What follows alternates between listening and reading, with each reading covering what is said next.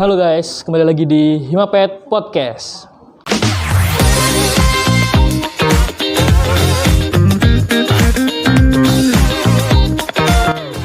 Nah, sebelum kita memulai podcast pada hari ini, lebih baiknya saya memperkenalkan diri saya dulu. Nama saya M. Yazid Destiawan. Di sini kita telah mengunjungi peternakan, salah satu peternakan yang ada di Provinsi Lampung, tepatnya di Desa Astomulyo, Kecamatan Punggur, Kabupaten Lampung Tengah. Nah, di sini kita berada di kelompok ternak Limosin dan kita sudah kedatangan narasumber, yaitu Bapak Sarjono selaku Ketua Kelompok Ternak Limosin yang berada di Punggur ini. Nah, Bapak, mungkin Bapak bisa memperkenalkan diri Bapak agar penonton ini dapat mengenal Bapak lebih jauh lagi, Pak. Terima kasih. Sebelumnya saya ucapkan selamat kepada tim dari Unila atas kepercayaan untuk berkenan mewawancara saya. Terima kasih ya. Semoga sukses selalu untuk semuanya. Nama saya Sarjono, Ketua Kelompok Ternak Limosin, Kampung Astomulyo, Kecamatan Punggur, Lampung Tengah. Peternakan ini kita bangun, kita berdiri sejak tahun 2001. Kalau untuk kelompok ternak kita dari tahun 2009. Nah, Pak, itu kan tadi Bapak bilang Bapak beternak atau memiliki usaha ternak ini dari tahun 2001 itu, Pak. Nah, itu tuh dulu awal mula Bapak membangun perusahaan atau peternakan ini bagaimana sih, Pak? Kalau saya dulu beternak itu dulunya ya, kalau kita beternak itu sebetulnya saya tidak ada background sama sekali untuk beternak. Saya juga tidak punya ilmu, tidak punya skill, tapi saya kebetulan tanda kutip itu punya mertua ketua kelompok ternak, namanya kelompok ternak Brahman.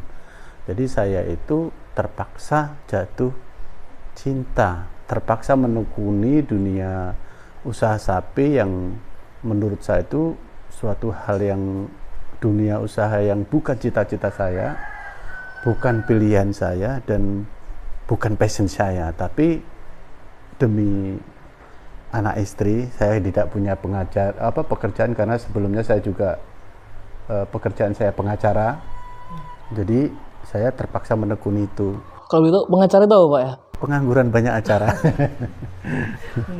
Gitu ya. Keren kan? Nah, sedangkan kita sudah berkeluarga, pekerjaan pengacara. Jadi saya bingung mau ngapain karena potensi yang ada waktu itu walau masih skala kecil, itu orang tua kita itu punya usaha peternakan sapi walau masih kecil. Nah, terpaksa saya harus melanjutkan dan belajar banyak tentang itu. Terus mau tidak mau saya harus fokus, saya mungkin harus belajar banyak dengan itu. Kebetulan waktu itu saya masih ingat betul banyak dari Unila inilah yang paling berperan kepada saya, walaupun saya sebetulnya mahasiswa teladan secara tidak langsung dengan Unila. Boleh disebut nama di situ Pak Purnama, Pak Madi, Pak Ali Husni, beliau itulah yang tanpa disadari mengajari saya. Kebetulan tempat kita ini untuk PKL anak-anak kuliah, baik itu Kes1 waktu itu, terus dari S1, almarhum Pak Agus itu juga banyak membantu. Dari situ saya belajar, terpaksa belajar judulnya dengan anak-anak Unila, dengan dosen-dosennya, saya diajari banyak hal tentang manajemen dan semuanya itu. Akhirnya saya memutuskan bahwa kayaknya ini mungkin bagian dari Allah memberi rezeki kepada saya. Jadi saya harus fokus. Mungkin kita tidak menyukai sesuatu, tapi Allah menjanjikan kebaikan yang banyak. Makanya saya terjun ke dunia sapi ini sebetulnya lebih tepatnya saya tersesat di jalan yang benar. Itu awal mulanya. Nah, dari situlah saya juga harus belajar sampai hari ini. Tetap terus selalu belajar karena kita tahu bahwa hidup adalah pelajaran. Kita diboleh untuk belajar. Hidup tidak henti mengajarkan tentang apapun itu. Nah ya Pak, kan Bapak ini sudah memiliki peternakan sapi itu kurang lebih 23 tahun ya Pak ya? Ya, sekitar itu. Nah, pernah nggak sih Pak, waktu Bapak membangun peternakan ini ada rasa jenuh? Kalau jenuh nggak, alhamdulillah. Karena dari awal dulu kita juga usaha pertama kali yang saya rintis itu saya belajar, saya observasi, saya juga kelompok ternak waktu itu bapak itu kan masih kecil ya, kelompok 1 RW ini. Nah setelah itu saya belajar kenapa kok ada yang sukses karena enggak. Ternyata yang membuat mereka sukses peternak-peternak itu mereka yang didasari oleh punya entrepreneur, mereka itu lebih sukses. Tapi bagi mereka peternak yang hanya dibantu atau cuma bantuan pemerintah dari kerjasama dengan KKL itu nggak bertahan lama. Dari situlah saya terus belajar dan impian saya suatu saat saya mempunyai sapi 300-an ekor lah kira-kira gitu. Alhamdulillah sekarang kecapai, walaupun itu sebagai komposisi modalnya ada milik sendiri, ada investor, ada kredit bank, dan itu alhamdulillah 20 tahun kecapai itu. Jadi yang tadinya kita cuman terus kita 1 ekor itu dulu, kalau cerita lucu itu dulu tuh kita beli sapi itu, maaf ini sebelumnya, itu dari mas kawin istri saya, apa itu, kalung ya, kalung itu saya beliin pedet, terus saya gaduin sapi, terus gadu itu kerjasama dengan orang bagi hasil, terus sampai hari ini. Terus kita baru kenal kredit kur, kita sekarang alhamdulillah kita punya kerjasama dengan beberapa orang teman investor, ada MOU-nya lebih tertata seperti perusahaan seperti itu. Dari sisi perusahaan saya sendiri, jadi saya suatu saat pengen waktu itu ya, rasanya nggak mungkin, tapi ternyata setelah kita fokus, kita betul-betul telaten gitu, kita yang tadinya bukan passion kita menjadikan ini suatu pekerjaan. Saya yakin sapi ini potensi luar biasa, dan ini kalau digarap dengan serius insya Allah tuh bisa. Dan itu terbukti karena ada beberapa teman tuh mencerita bahwa peternakan tuh punya potensi yang strategis, karena kalau kita paham ke belakang bahwa para nabi kita itu rata-rata penggembala, dan itu potensi ekonominya nilainya tinggi. Kenapa kok kita nggak potensi? Dari situlah terus kalau sukses nggak sukses ternyata faktornya apa, variabelnya apa.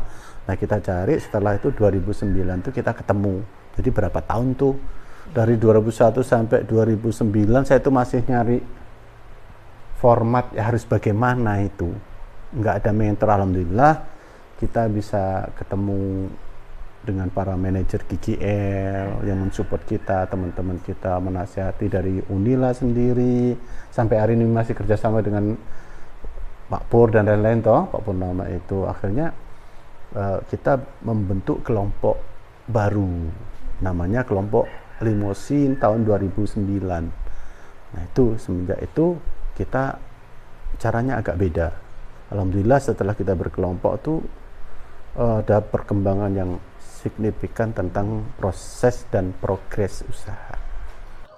Nah, lalu Pak, kan setelah Bapak beternak selama ini, pasti kan ada yang namanya naik turun ya Pak, dalam pendapatan, penghasilan, ataupun berapa banyak sapinya itu Pak. Nah, bagaimana cara Bapak itu mengatasi Pak pada saat benar-benar di bawah itu, gimana Pak mengatasinya biar peternakan Bapak ini tetap bertahan Pak? Bisa eksis ya. Iya. Nah itu yang kita dulu juga nggak ngeh, kita kan belajar. Saya masih ingat betul waktu posisi 2001 sampai 2008 itu saya belajar untuk memahami aja. 2008-2009 baru saya menekuni ke sektor ke bisnisnya. Itu sasaran dari beberapa mantan manajer JJL itu, kita harus fokus usaha itu. Ternyata selama ini kan gabungan breeding, kita harus fokus mau kemana sih, apakah kita mau breeding, apakah kita mau veterinary penggemukan, apakah kita mau trading. Nah itu dipilah-pilah. Setelah kita fokuskan yang seperti cocok seperti kita ini, ternyata ke penggemukannya, finishing, baru kita fokus di situ aja. Dari situ seingat saya itu setiap masa itu pasti ada dinamika, dan itu saya catat. Saya ingat betul waktu itu Pak Alom, kalau nggak salah sudah almarhum ya sekarang, Pak Agus dulu dosen sosek kalau nggak salah, itu Pak Agus siapa ya dulu, itu mengajarkan kita suruh mencatat, dicatat sekecil apapun, harus transaksi itu dicatat, karena kata beliau dengan dicatat itu kita bisa mengerti data, kita bisa by data, kita bisa mengolah, memperbaiki target dan sebagainya dari data. Itulah kata beliau, masih ingat saya, sukses suatu usaha itu dimulai dari tertib administrasi, dan itu dosen Unila loh. Kayaknya sekarang udah almarhum beliau itu. Saya alhamdulillah, mudah-mudahan beliau pahalanya banyak gitu ya. Jadi saya belajar, oh ya saya catetin ini. Dari situ kita tahu setiap tahun tuh pergerakan dinamika usaha itu kelihatan, omsetnya berapa, keuntungannya berapa. Dari situ kita mau ngapain. Setiap tahun kita tutup buku ya, closing ya. Mau ngapain, targetnya apa, kita prediksinya kenapa. Pokoknya dari semua itu dari by data. Dari situlah kita setiap tahun punya target. Nah, kalau untuk dinamika usaha itu udah pasti. Kita harus siap mental semuanya. Waktu itu masih baik-baik saja. Terjadi 2008, saya masih ingat betul itu, krisis ekonomi global.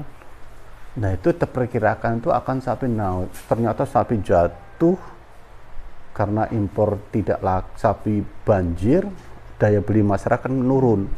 Itu 2008, sampai 1 tahun itu saya nggak menutup buku dan nggak closing, nggak ada untung. Sedangkan bunga bank, investor itu harus jalan. Bagaimana strategi itu kita? Ya kita pakai dumping, artinya investor diposisikan untung kayak bunga bank, tapi sesungguhnya kita rugi. Tapi saya nggak masalah, yang ke depan pasti kita bisa lah tercover. Nah ini terjadi lagi di sekarang. Nah waktu setelah itu, saya katakan waktu ada beliau adalah senior kita mengatakan bahwa memberi spirit, memberi kekuatan kepada kita sebagai ketua kelompok. Kita sebagai ketua kelompok itu diharapkan membawa 80 orang satu kampung, artinya kita harus kuat walaupun kita hasilnya hancur lebur, hati kita ini berderai berap gitu ya, tapi kita dipura-pura senyum, pura-pura nggak ada masalah, pura-pura kita happy padahal kita dipusing 7 keliling, supaya yang di bawah itu nggak terlalu ini itu ya. Nanti 2008 itu ternyata betul 2009 itu terjadi lonjakan harga, itu permintaan sapi naik sampai 2009, 8, 9, 10 sampai kemarin itu 2000 berapa? 22 ya? Iya.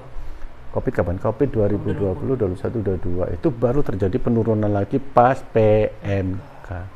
Nah, ngomong-ngomong soal PMK nih Pak, kan beberapa tahun terakhir nih di peternakan khususnya Pak, itu kan terkena wabah Pak, yaitu di tahun 2021 ya Pak, itu yang PMK Pak. Lalu setelahnya disambut langsung oleh LSD itu Pak. Nah itu kan mesti harga daging itu menurun Pak. Nah itu bagaimana sih Bapak mengatasi penurunan harga daging ini, tapi Bapak tetap konsisten dengan bisa dibilang masih bisa bertahan sampai sekarang lah Pak. Kan banyak warga ataupun peternakan itu yang mengeluh tentang adanya penyakit ini gitu Pak. Kenapa kita bertahan? Gitu ya. Artinya dari pengalaman kita menunjukkan 2008 itu terus terjadi on fire waktu itu 2008, banyak orang itu bergabung bahwa sapi ini ternyata komoditi yang menguntungkan. Waktu itu dianggap dikesampingkan. Alhamdulillah kita bisa bikin rumah, kita bisa ekspansi, kita bisa nyuliain anak, dan akibatnya banyak orang tertarik. Bank semuanya itu, shareholder sama kita, bagus berapapun yang kita minta, it's okay.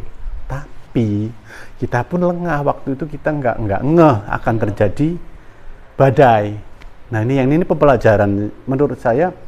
Ketika COVID itu nyaris nggak ada ngaruh.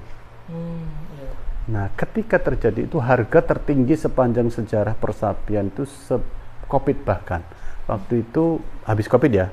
Habis COVID itu harga tertinggi sampai 52 untuk sapi lokal. Sapi Australia itu kalau nggak salah berarti itu hampir 56, 57. Itu tertinggi sepanjang sejarah. Cari duit gampang banget. Ini. Tapi ada yang mengingatkan ke saya waktu, dan itu betul adanya, bahwa setiap ada penurunan pasti akan ada naik. Setiap naik tertinggi itu pasti akan penurun pasti akan dan berkelok, dan itu betul-betul terjadi. Saya udah di warning, awas loh, ini harga tertinggi sepanjang, bisa jadi nanti tiba-tiba ternyata betul terjadi. Dimulai dari PMK.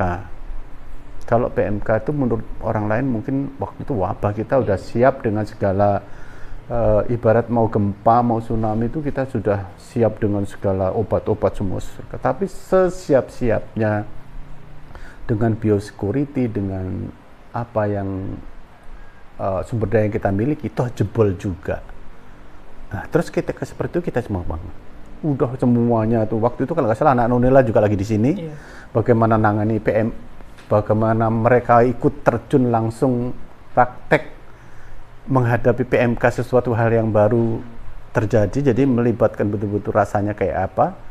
Jadi menurut saya itu sampai pada titik bahwa mungkin ini kehendak Tuhan. Jadi ketika menghadapi seperti itu, ya kita bukan sabar lagi, terpaksa harus bersabar karena tidak ada pilihan. Ada teman saya yang senior mengatakan ketika sesuatu itu tidak kita bisa rubah dan kejadian itu di luar kendali kita, pasrahkan kepada yang punya kendali. Nah, dari situ, habis PMK belum selesai, kena lagi LSD. Saya udah siap tuh waktu di Riau udah kena itu otomatis ini. Dari pengalaman PMK kita udah siap obat semua keluar, kita kerjasama dengan beberapa produsen dari tetek bengek itu ada semuanya, itu kita siap, pun masih jebol. Vaksin sudah langsung vaksin ini. Tapi dari situ pengalaman itu menunjukkan dari PMK, LSD, dari situ kita pengalaman teman-teman saya, kita juga semuanya itu menurut saya itu bukan wabah. Menurut saya tanda kutip, bukan kita sok sombong gitu enggak. Tapi menurut saya membaca dari sisi lain bahwa ini proses pembelajaran dari Tuhan. Supaya kita tidak terlalu mungkin sombong tanda kutip ya, ketika on fire nih keuntungan ini mungkin ini. Nah, ini kalau saya bacanya dari sisi lain ya, dari situ bahwa supaya kita ini tidak terlalu overconfident lah, nggak terlalu ini, bahkan jumawa lah bahasanya. Dengan di pelajaran itu menunjukkan kita harus belajar untuk mengerti di dalam dunia apapun, tidak hanya strategi, tidak hanya kita yang bikin, tapi ada faktor lain yang kita harus siapkan. Dari situlah menunjukkan, bahkan dulu kalau nggak salah IPB itu pernah survei langsung ke lapangan kayak itu, kayak multi choice gitu, ke beberapa penduduk waktu menghadapi PMK itu, bagaimana reaksi masyarakat terhadap PMK. Jawaban beliau lah, ya tenang-tenang saja Pak, sudah nggak apa-apa, karena ketuanya aja tenang-tenang saja. Saya yang di sana tadi sampai senyum-senyum. Ya, terus ditanya, kenapa Bapak kok semua ini jawabannya, Pak Jono aja santai, tenang, kok kita yang supek. Lah kenapa? Obat-obat udah ada, tinggal kebetulan saya punya poultry shop. Ya saya semua, ini loh penanganannya, misalnya PMK ini dengan obatnya ini penanganannya seperti itu, walaupun toh banyak yang diafkir, tapi saya mengatakan masih dalam kondisi normal. Kadang kebetulan PMK itu kita datangnya, wabah itu paling buncit. Ibarat gelombang tsunami kita ada seperempatnya, jadi nggak terlalu, saya bayangin kayak di Jawa itu makno bilang menjadi gitu ya, sampai sebegitunya. Kita ada di afkir banyak yang mati kayaknya 4 kalau nggak salah. Ya kalau kerugian udah pasti rugi, tapi kalau kita nggak ridho mau ngapain, mau protes sama siapa? Judulnya kembali lagi ke atas, bahkan itu kita udah ikhtiar optimal semaksimal mungkin, kembalikan kepada Allah. Itu dari sisi itu. Kalau di sisi kenapa kok PMK, kenapa kok ini, kenapa PMK datang, vaksinnya belum datang, itu kan kita gerutunya di sektor itu, bukan sektor wabahnya. Nah, kenapa ini PMK yang sudah kita kecewanya, bukan kecewa tidak ridho, itu beda. Kecewa kita kenapa ini PMK sudah diketahui dari dulu. Mohon maaf tuh, dari 5 tahun yang lalu ketika impor daging beku dari India itu masuk yang belum bebas PMK, dikhawatirkan akan terjadi seperti ini. Nah, bener kan? Nah, pertanyaan saya dibalik, belum begitu termasuk LSD dan lain-lain. Pertanyaan saya, apakah ini benar wabah atau mohon maaf senjata biologi? Apakah ini politis? Kebetulan alhamdulillah ya, kita nyambung-nyambung dikit, kita kan sering mewakili peternak di GK untuk ketemu Bapak Presiden, kepada Pak Menteri, dan semuanya lah, hampir rata-rata semua pernah. Dari situ jawaban beliau sangat normatif karena itu menyangkut ke politis. Jawaban saya masih ingat Pak Yusuf Kala waktu itu dipertemukan jawaban beliau, kalau lu mau masuk, nah ini pelajaran untuk kita nih, kalau mau lu masuk usaha di sektor yang 9 bahan pokok apapun itu, siap-siap diintervensi pemerintah. Lah, berarti nggak ada dong pemerintah bisa seperti itu. Karena kalau itu terlalu tinggi, itu inflasi. Kalau inflasi tinggi, jebol APBN dan lain-lain, ibarat nakoda, pasti yang nomor satu kapal selamat, pasti dibuang itu berapa. Setiap keputusan pasti ada resiko yang dikorbankan. Oh, setelah saya memahami itu semua, baru saya sadar resiko ternyata ini kalau mau masuk ke mau daging sapi, kayak telur, kayak ayam, pasti itu nggak akan lepas. Itu apa ya? Kita harus siap, nggak siap harus siap. Itu dalam resiko. Jadi kalau resiko tadi, kenapa saya lebih kuat? Kenapa kita harus kuat? Karena ini pilihan yang kita pilih usaha ini. Kalau kita beribarat naik sepeda, kalau kita berhenti mengayuh, selesai berhenti. Jadi kita apapun ya is okay. Badai pasti berlalu lah ya. Setiap badai pasti suatu saat itu akan indah pada waktunya. Kira-kira gitu. Jadi kita harus bisa semangat, kuat. Caranya bagaimana? Sesuatu yang di luar kemampuan kita, sesuatu yang di luar kita kembalikan yang di atas. Walaupun kita kecewa dengan sikap pemerintah, itu logis dan semua itu mewakili. Tapi saya kembalikan ke sudahlah. Kalau otak kita sekarang mengalami rugi, nggak kaleng-kaleng tuh rugian, bayangin itu berapa, hitung aja mainnya itu. Kalau saya ngitungin stres, tapi saya kembalikan lagi, ya mungkin kita pernah ada Pak senior kita Pak Mataji dan itu memberi semangat. Ibarat kita punya di sawah dimakan wereng sedikit, ya nggak apa-apa lah, anggap aja itu pembelajaran supaya kita kedepannya itu kalau pas lagi on fire kita harus hati-hati, kita harus waspada, mengelola usaha itu jangan langsung push tapi step by step kayak gitu. Nah, dilihat dari pas wabah PMK ataupun LSD itu Pak, kan harga daging itu nurun Pak. Nah, apakah Bapak tetap mengikuti harga pasaran yang sekarang sampai harga 45 kg Pak per kilogram? Kalau harga itu, kalau kita mekanisme harga itu kan berdasarkan mekanisme pasar ya. Kalau daging sekitar 120 sekian. Cuman kalau ini kan kita bahas kan berat hidup. Waktu sebelum PMK itu 52 lokal itu kalau nggak salah. Lokal sama selama ini kan lokal sama sapi Australia impor itu lebih tinggi lokal, tapi kemarin tuh 3 tahun terakhir berbalik, tinggi Australia impor. Sekarang kembali lokal itu 45 setengah 46, Australia 44 45, kembali ke 1000 ke sekian tahun yang lalu. Nah dari situ semua kalau mekanisme harga kita mengikuti mekanisme pasar. Apapun yang penting keserap.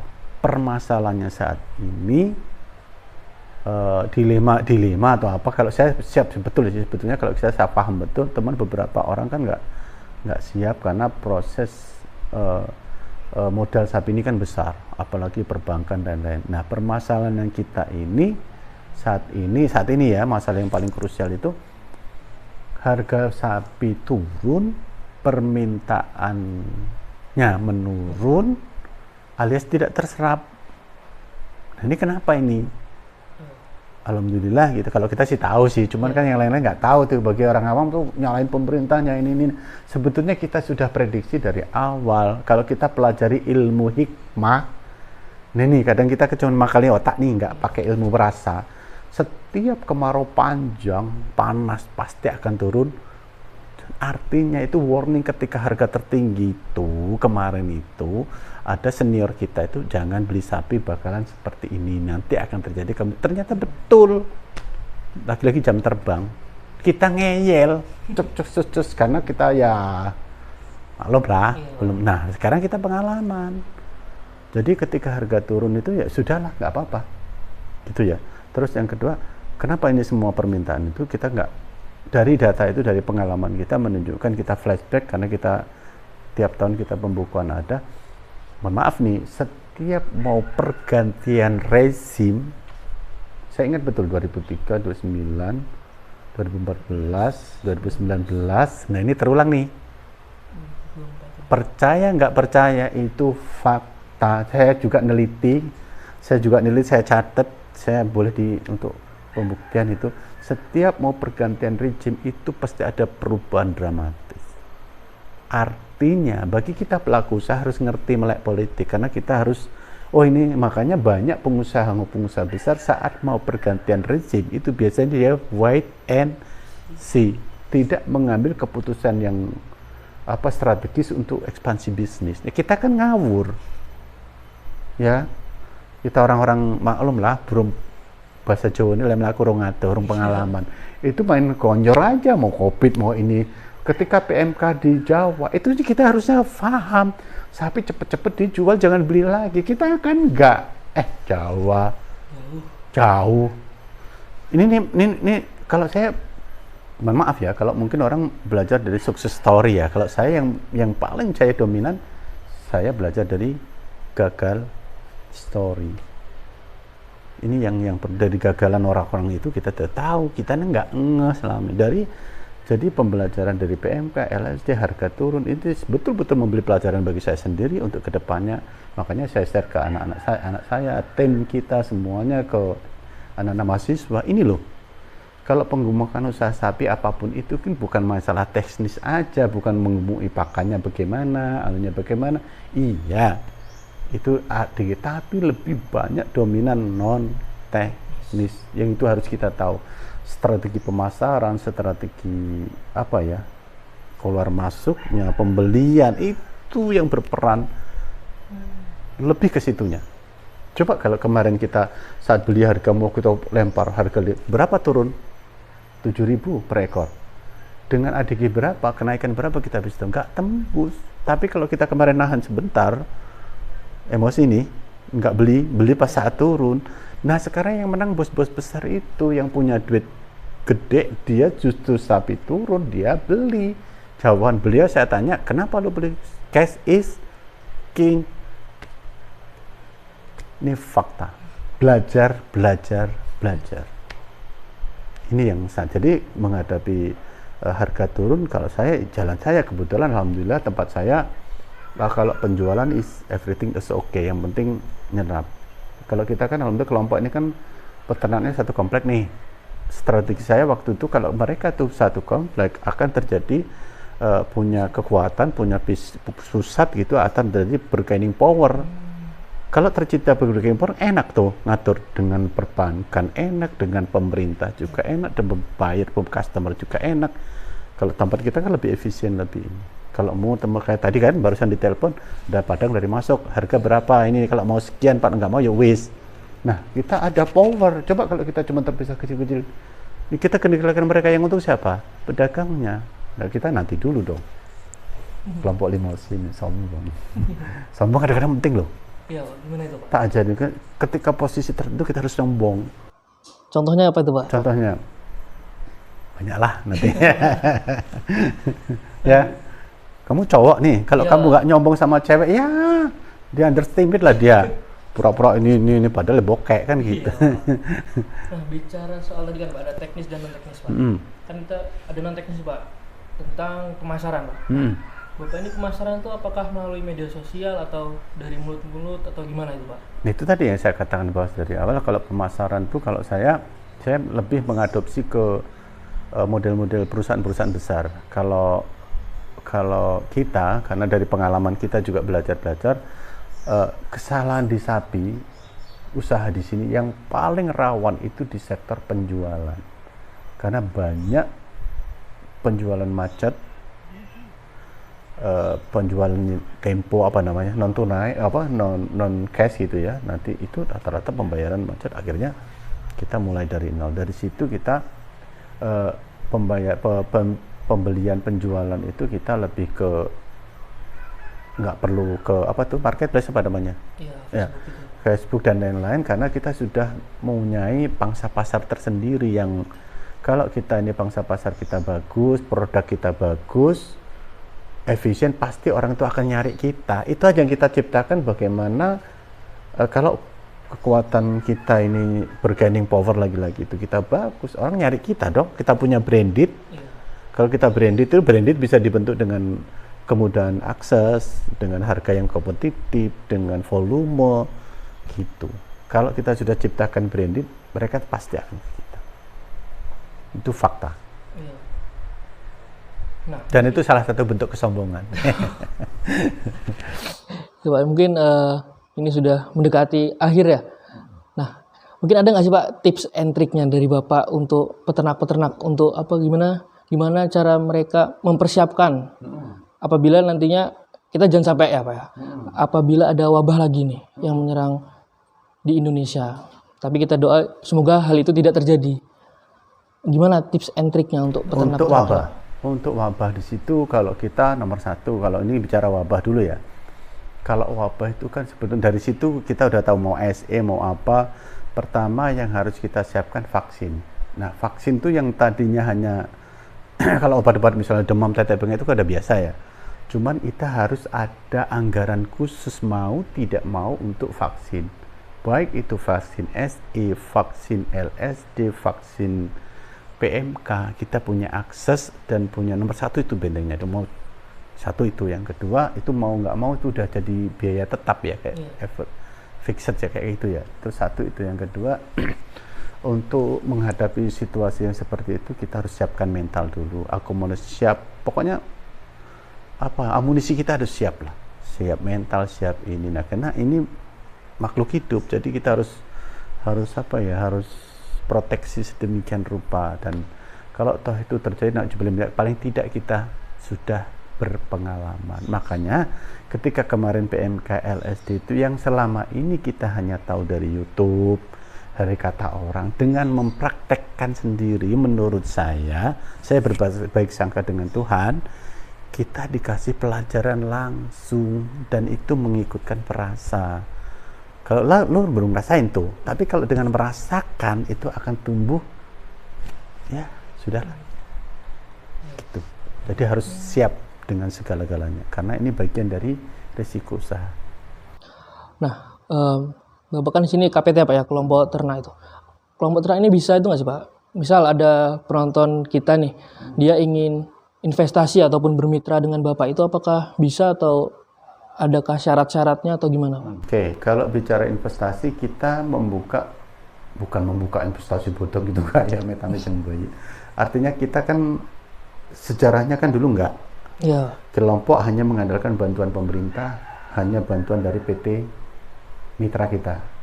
Nah, seiring pembelajaran ini, pelajaran untuk siapapun, kalau kita hanya mengandalkan pemerintah, kalau pemerintah nanti ganti kadis dan sudah say goodbye. Iya. Gitu? Kalau kita hanya mengandalkan investor, bisa berbahaya kalau terjadi ras, orang narik semuanya habis.